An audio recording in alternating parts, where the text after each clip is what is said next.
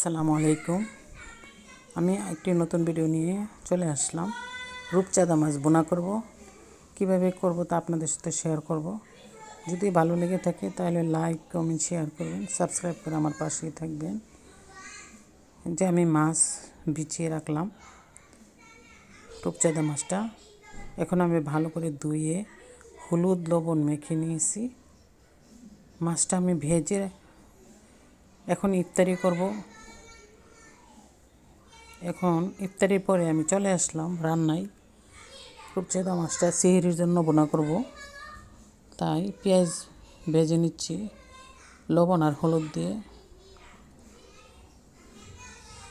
পেঁয়াজটা ভালো করে ভাজা হয়ে গেছে।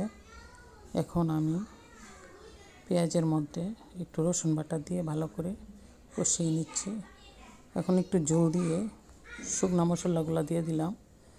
মশলাগুলো কষানো হয়ে গেছে, এখন পরিমাণ মতো একটু পানি দিয়ে দিব। পানিটা যখন বলক আসবে তখন আমি মাছগুলো দিয়ে দিব। এই রান্নাটা আমার সেহরির জন্য।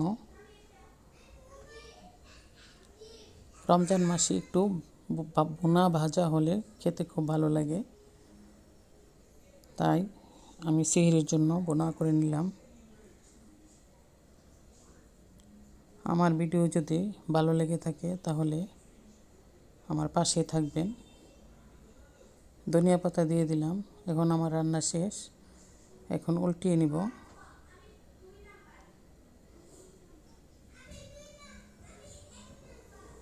আজকের মতো এখানেই বিদায় নিলাম।